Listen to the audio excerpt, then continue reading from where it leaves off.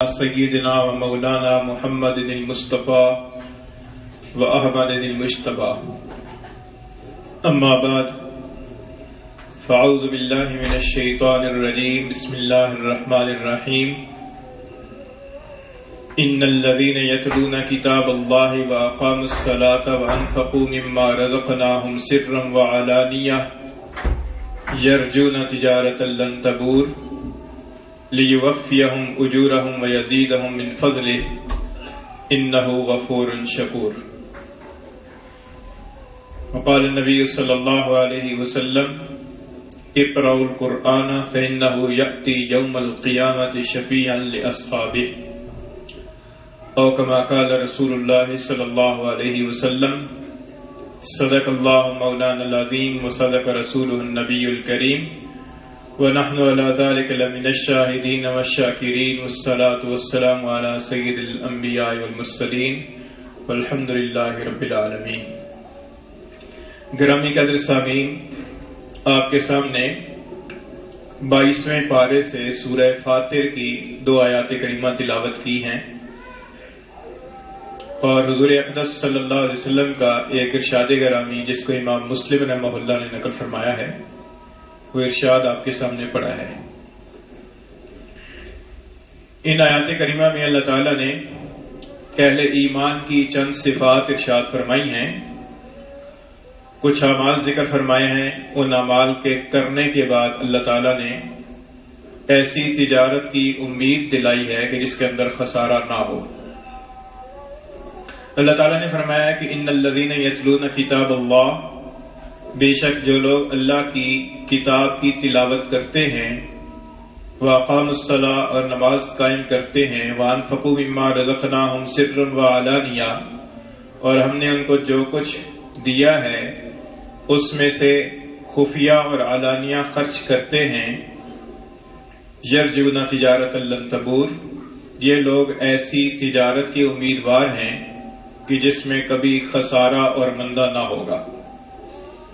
لیوفیہم اجورہم، تاکہ اللہ تعالیٰ ان کو ان کے اجر عطا فرمائے، پورے اجر، ویزیدہم من فضلہ اور تاکہ اللہ تعالیٰ اپنے فضل و کرم سے ان کو اور زیادہ عطا کرے. انہ غفور شکور، بے شک وہ بخشنے والا قدردان ہے. یہ ان آیات کریمہ کا ترجمہ ہے. ان آیات کریمہ میں سب سے پہلا عمل اور ایک پہلا وصف جو اہل ایمان کا اللہ تعالیٰ نے ارشاد فرمایا ہے کہ جو ایمان والوں کے اندر ہونا چاہیے. اور افسوس کی بات ہے کہ آج ہمارے اندر وہ وصف شاذ و نادر ہی ہے، اور وہ ہے اللہ کی کتاب کی تلاوت کرنا. ان الذین یتلون کتاب اللہ، بے شک جو لوگ اللہ کی کتاب کی تلاوت کرتے ہیں. قرآن مجید کی تلاوت کرنا یہ بہت زیادہ خیر و برکت کا باعث ہے. یہ جو ہم التحیات پڑھتے ہیں اس کے اندر ہم اس بات کا اقرار کرتے ہیں کہ التحیات للہ والصلوات والطیبات، ساری قولی عبادتیں، ساری بدنی عبادتیں، ساری مالی عبادتیں اللہ کے لیے ہیں. اس آیت کریمہ کے اندر بھی اللہ تعالیٰ نے ان تینوں طرح کی عبادات میں سے ایک عمل کا ذکر فرمایا ہے. یہ جو قرآن مجید کی تلاوت ہے یہ قولی عبادات کے اندر ایک اعلیٰ درجے کی عبادت ہے. جو عبادتیں زبان سے ادا کی جاتی ہیں، جیسے اللہ کا ذکر کرنا، نبی پاک صلی اللہ علیہ وسلم پر درود شریف بھیجنا، استغفار کرنا اور تسبیحات کرنا، ان کے اندر ایک اعلیٰ درجے کا عمل جو زبان سے ادا کیا جاتا ہے وہ ہے کتاب اللہ کی تلاوت کرنا.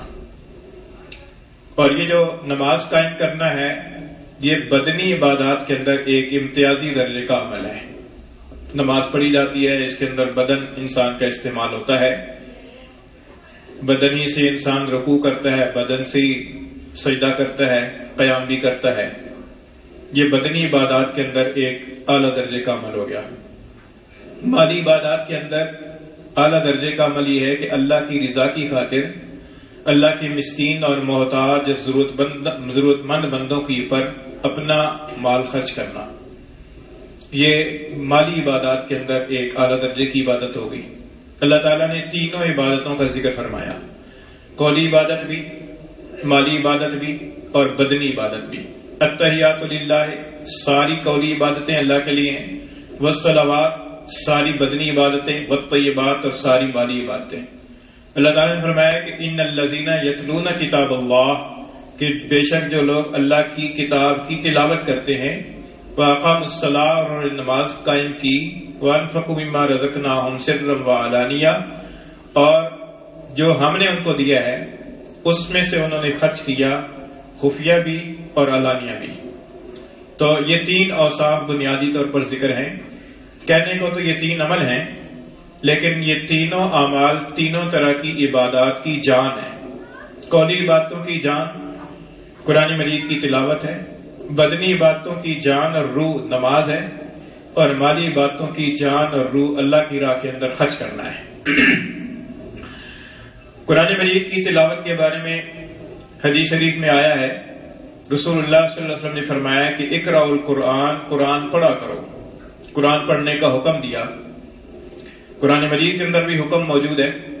21ویں پارے میں اللہ تعالیٰ نے فرمایا کہ اتل ما اوحی الیک من الکتاب، آپ کی طرف جو کتاب وحی کی جاتی ہے آپ اس کو پڑھا کیجیے. تو قرآن مجید کے اندر بھی تلاوت کرنے کا حکم ہے. اور حدیث شریف کے اندر بھی حضور نے حکم ارشاد فرمایا کہ اقرأ القرآن، قرآن پڑھا کرو. فإنہ یأتی یوم القیامت شفیعا لأصحابہ، اس لیے کہ یہ قرآن قیامت کے دن اپنے پڑھنے والوں کے حق میں سفارشی بن کر آئے گا. تو قرآن مجید سے بڑی سفارش کیا ہوگی؟ قرآن مجید اللہ کی کتاب ہے، اللہ کا کلام ہے. قیامت کے دن ہولناک مناظر اور واقعات کے اندر اگر اللہ کی کتاب اور اللہ کا کلام کسی آدمی کا سفارشی بن جائے اور اس کی حمایت کرنے والا بن جائے تو اس آدمی کے لیے بہت بڑے سہارے کی بات ہے. جیسے دنیا کی کسی عدالت کے اندر کسی انسان کا مقدمہ لگ جائے اور اسی عدالت کے اندر کوئی جج یا کوئی چوٹی کا وکیل جو ہے وہ اس کی حمایت کے اندر کھڑا ہو جائے اور اسے تسلی اور اسے سہارا دے، حوصلہ دے، تو آدمی کا کتنا جو ہے نا وہ حوصلہ بلند ہو جاتا ہے اور آدمی کی پریشانی کتنی کم ہو جاتی ہے.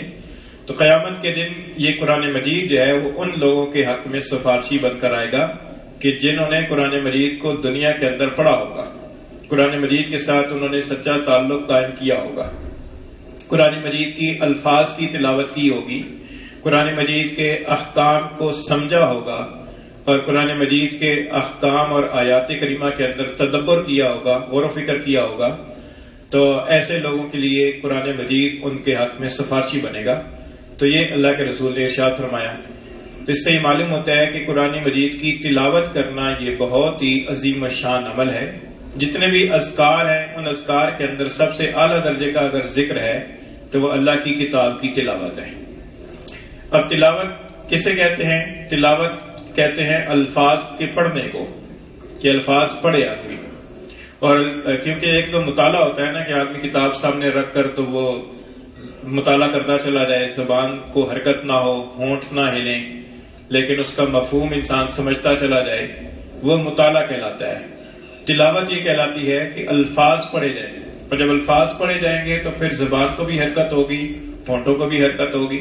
اور ظاہر ہے کہ جب الفاظ پڑھے جائیں گے تو الفاظ کا پڑھنا آنا بھی چاہیے، کہ الفاظ آدمی صحیح پڑھ سکتا ہو، اسے تلاوت آتی ہو، اسے عربی زبان کی جو حرکات ہیں ان حرکات سے اسے واقفیت حاصل ہو، اور کہاں پر وقف کرنا ہے، کہاں پر کسی حرف کے حرف کو لمبا کرنا ہے، کس کو چھوٹا پڑھنا ہے، کہاں شد پڑھنی ہے، کہاں پر جزم پڑھنی ہے، یہ اسے آنا چاہیے.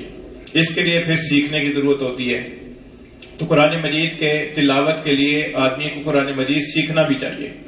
حدیث شریف میں آتا ہے کہ جس نے قرآن مجید کی ایک آیت کریمہ سیکھ لی وہ 100 رکعت نفل پڑھنے سے زیادہ بہتر ہے، کیونکہ اس نے قرآن مجید کی ایک آیت کا علم حاصل کر لیا، قرآن مجید کے الفاظ کو سیدھا پڑھنا سیکھ لیا، قرآن مجید کی آیت کریمہ کے اندر جو اللہ نے جو کچھ فرمایا ہے اس کو اس نے سمجھا، اس نے سیکھا. تو فرمایا کہ یہ 100 رکعت نفل پڑھنے سے زیادہ بہتر ہے. تو اس لیے قرآن مجید کے الفاظ کو صحیح تلفظ کے ساتھ، صحیح ادائیگی کے ساتھ، لب و لہجے کے ساتھ اس کو پڑھنا چاہیے. اس کے پڑھنے کے لیے وقت نکالنا چاہیے. ہمارے پاس قرآن مجید کے لیے وقت نہیں ہوتا، افسوس کی بات ہے. قرآن مجید کے تلاوت کے لیے دو صورتیں ہو سکتی ہیں، دو طریقے ہو سکتے ہیں۔ ایک طریقہ یہ ہے کہ آدمی یہ طے کر لے کہ میں نے روزانہ قرآن مجید کی اتنے وقت میں تلاوت کرنی ہے، مثلا 10 منٹ، 20 منٹ، آدھا گھنٹہ، 1 گھنٹہ، اپنی فرصت اور اپنے کاموں کے اعتبار سے آدمی کوئی ایک وقت مختص کر لے کہ اس وقت کے اندر بس میں نے اللہ کی کتاب کی تلاوت ہی کرنی ہے، اس وقت کے اندر اور کوئی کام نہیں کرنا سوائے اس کی کہ کوئی ایمرجنسی عذر پیش آ جائے، کوئی مجبوری آ جائے تو الگ بات۔ ایک طریقہ تو یہ ہے کہ آدمی 24 گھنٹوں میں سے کوئی وقت مقرر کر لے اور وہ وقت قرآن مجید کے لیے وقف کر دے، اس وقت کے اندر قرآن مجید ہی کی تلاوت ہوگی اور کوئی کام نہیں ہوگا۔ دوسری صورت یہ ہے کہ قرآن مجید کی کوئی مقدار مقرر کر لی جائے، مثلا پاؤ پارا، آدھا پارا، 1 پارا، یہ میں نے روزانہ پڑھنا ہے، اس کے لیے گھنٹہ لگ جائے تو، آدھا گھنٹہ لگ جائے تو، اس کے لیے 1 گھنٹہ 20 لگ جائے تب بھی خیر، 1 گھنٹہ 20 منٹ، تو آدمی ایک مقدار مقرر کر لے اور اس مقدار کے مطابق اس نے اس کو مکمل کرنا ہے روزانہ۔ یہ بھی طریقہ ہو سکتا ہے، اپنی سہولت کے مطابق آدمی کوئی بھی طریقہ اختیار کر سکتا ہے، لیکن آدمی کے لیے یہ فیصلہ کرنا اور یہ طے کرنا ضروری ہے، اور طے کرنے کے بعد پھر اس کے مطابق عمل کرنا ضروری ہے، کیونکہ ہماری تو صبح شام میں بدل جاتی ہے، شام صبح میں بدل جاتی ہے، دن رات میں بدل جاتا ہے، رات دن میں بدل جاتی ہے، لیکن ہمارے اوقات کے اندر کوئی وقت ایسا نہیں ہے کہ جو ہم نے قرآن کے لیے مخصوص کر رکھا ہو، کوئی مقدار ایسی نہیں ہے کہ جس کو ہم نے اپنے ذہن میں سوچ رکھا ہو کہ یہ مقدار ہم نے پڑھنی ہے، ہم نے مکمل کرنا ہے۔ تھوڑی مقدار بھی ہو سکتی ہے، تھوڑا وقت بھی ہو سکتا ہے، اور تھوڑے وقت سے آدمی زیادہ پر بھی جا سکتا ہے۔ تو اس طریقے سے آدمی کو طے کرنا چاہیے کہ قرآن مجید کی تلاوت کس طریقے کے مطابق اس نے کرنی ہے اور کس انداز سے کرنی ہے۔ قرآن مجید کی تلاوت کے اوپر ملے گا کیا؟ اللہ کے رسول صلی اللہ علیہ وسلم نے فرمایا کہ من قرأ حرفا من کتاب اللہ، کہ جس نے اللہ کی کتاب کے الفاظ میں سے ایک حرف پڑھا تو اس حرف کے بدلے میں اسے ایک نیکی ملے گی، اور ایک نیکی کا اجر و ثواب اللہ تعالیٰ کے ہاں سے 10 گنا ملتا ہے۔ تو گویا کہ ایک حرف پڑھنے پر اسے 10 نیکیاں اللہ تعالیٰ کی طرف سے عطا ہوں گی۔ الحمد کا جو لفظ ہے اس کے اندر 5 حرف ہیں، اور اس کے اوپر ملنے والی جو نیکیاں ہیں وہ 5 کو 10 گنا کریں تو 50 نیکیاں ہو جائیں گی۔ اسی طریقے سے قرآن مجید کی کوئی آدمی ایک صفحہ پڑھتا ہے، یا ایک رکوع کی تلاوت کرتا ہے، یا 4 آیات کی تلاوت کرتا ہے، یا ایک چھوٹی سورت کی تلاوت کرتا ہے، اس جتنے الفاظ ہوں گے، جتنے حروف ہوں گے، اس کے اعتبار سے اس کے نامہ اعمال کے اندر نیکیاں ملیں گی۔ پھر قرآن مجید کی تلاوت کی پر ایک بہت بڑا جو انسان کو فائدہ حاصل ہوگا وہ یہ ہے کہ قرآن مجید کی تلاوت سے آدمی کے دل کے اندر نرمی پیدا ہوتی ہے، اور دل کی سختی دور ہوتی ہے، اور آخرت کی طرف انسان کا میلان ہوتا ہے۔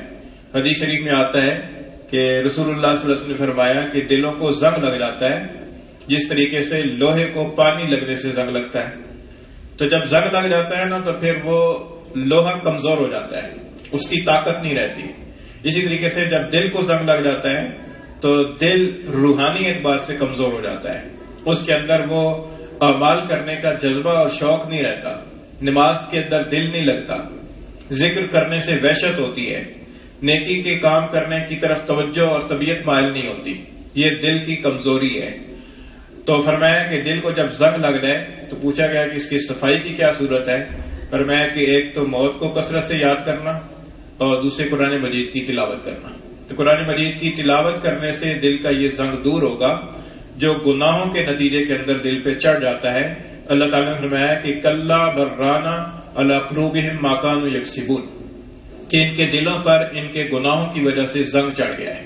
جب آدمی گناہ کرتا ہے تو دل کے اوپر اثر ہوتا ہے، وہ اثر بظاہر ہمیں نظر نہیں آتا، ECG کرائیں گے تو نظر نہیں آئے گا، دل کا جناب وہ الٹرا ساؤنڈ کرا لیں گے، ایکس رے کرا لیں، کچھ کرا لیں، وہ نظر نہیں آئے گا، لیکن روحانی اعتبار سے اس کے اوپر اثر پڑا ہے، اور اس اثر کے نتیجے کے اندر پھر اس کے دل کے اندر اسی مقدار میں آخرت سے غفلت پیدا ہو گئی، کساوت پیدا ہو گئی۔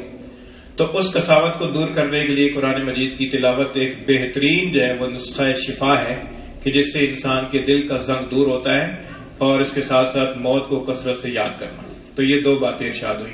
یہ ہے قرآن مجید کی تلاوت کے فائدہ اور قرآن مجید کی تلاوت کے اوپر ملنے والا اجر۔